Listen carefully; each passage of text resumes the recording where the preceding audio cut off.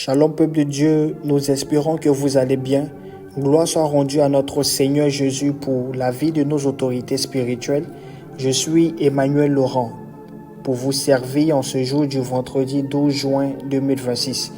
Bienvenue sur cette plateforme d'édification, bienvenue sur le pain quotidien. Rappelons notre thème du mois qui est la grâce de la délivrance. Alléluia. Et toute cette semaine, nous parlons des déclencheurs de la délivrance. Bien-aimés, la délivrance divine n'est pas un événement aléatoire. Dans les Écritures, certaines attitudes précèdent fréquemment l'intervention de Dieu. Nous avons la foi, l'humilité, la repentance, la prière, la persévérance et la quête sincère de Dieu.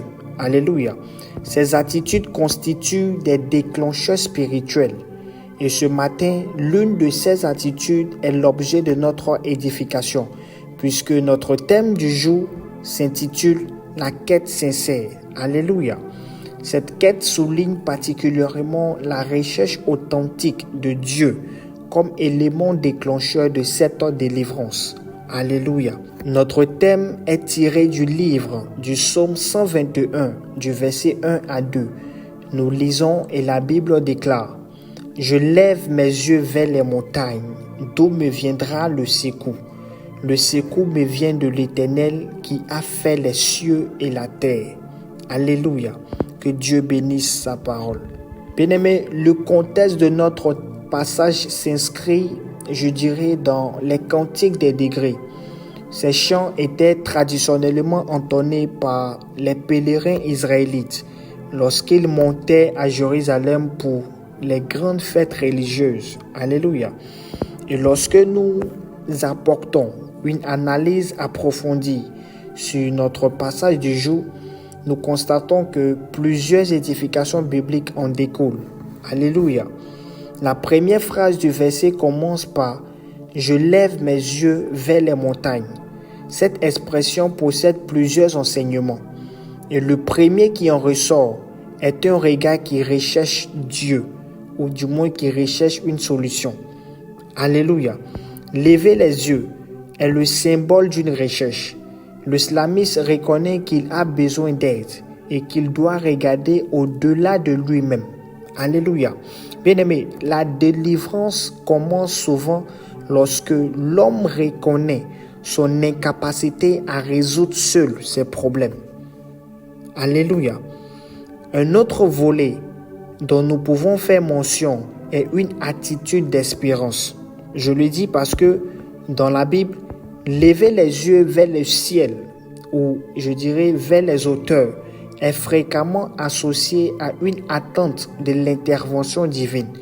Le regard traduit ici une espérance active et non une résignation passive. Alléluia. La suite du verset dit « D'où me viendra le secours ?» Cette phrase révèle plusieurs vérités. La première est la conscience du besoin. Alléluia. Cela laisse à dire que la délivrance se présente lors d'une prise de conscience. Bien-aimés dans le Seigneur, nous devons comprendre que la conscience de notre faiblesse est une force spirituelle. Nous devons reconnaître que nous ne pouvons pas nous sauver nous-mêmes. Nous devons également reconnaître que face à certaines situations, nos ressources sont limitées. Cependant, il est question ici d'accepter l'aide divine. Alléluia. Lorsque nous poursuivons, il est noté « Le secours me vient de l'Éternel ».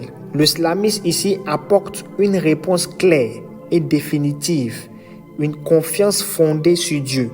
Il ne dit pas « Mon secours vient de mes capacités ». Non. Il ne dit pas « Mon secours vient des hommes ». D'ailleurs, la Bible nous enseigne « Malheur à celui qui place sa confiance en l'homme ». Alléluia. Il ne dit pas « Mon secours vient des circonstances favorables », mais il prend le soin d'affirmer que le secours me vient de l'Éternel. Cela sous-entend que le chrétien expérimente de façon personnelle l'intervention divine. Alléluia.